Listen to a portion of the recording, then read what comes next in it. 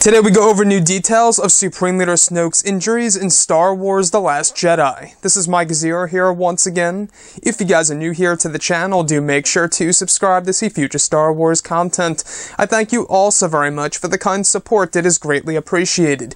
Now, as you all know, we are now just 10 days away from the official release of The Last Jedi.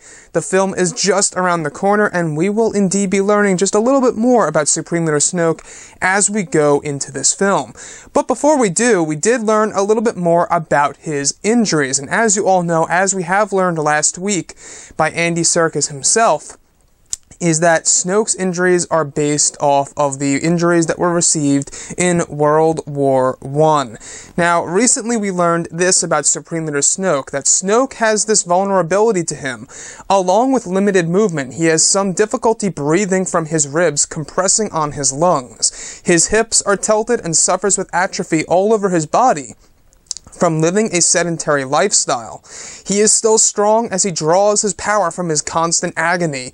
He has a grudge against the Resistance and the Republic and uses the young to complete his commands.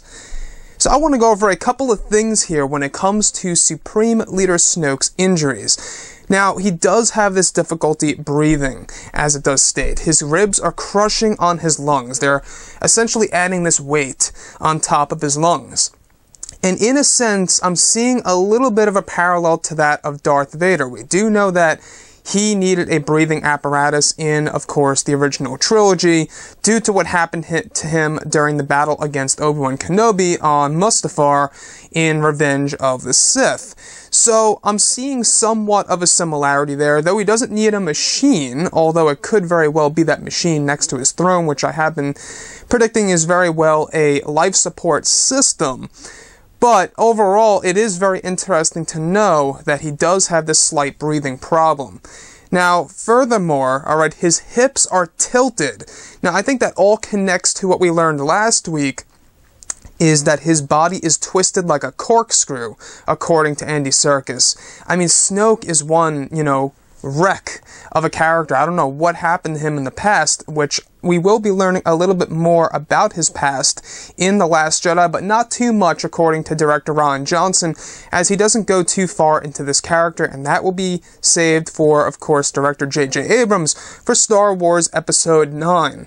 Now, when it comes to his atrophy all over his body, that was all caused by him living in a sedentary lifestyle. So we do know that Snoke has this limited movement to him. He can't really leave his throne room, essentially, or his throne for that matter at all, it seems. So we do know that he is in this mobile command center on top of the Supremacy, which is able to detach from the ship itself. It leads me to wonder, during the final battle for Star Wars The Last Jedi, the Battle of Crate, I'm starting to wonder, will the Supremacy take a hit at all? Because we have seen a lot of fire in the battle between both Finn and Captain Phasma. I'm starting to believe that there may be a moment in which Snoke does indeed retreat to possibly another First Order headquarters in the distance or somewhere else unknown, such as a planet. But guys, drop a comment below. Let me know what you think about Supreme Leader Snoke's injuries, how he has this problem breathing somewhat, he has a tilted hip, he suffers with atrophy due to living a sedentary lifestyle. It is crazy, let me tell you, yet he's still strong by relying on his agony that fuels his hate. So I cannot wait to see that displayed on the big screen. Guys, drop a comment below. Let me know what you think about this overall. And if you guys did enjoy the content for today, do make sure to drop a thumbs up on this video to support the channel. I thank you all so very much for the kind support, and I'll catch you guys next time. Bye.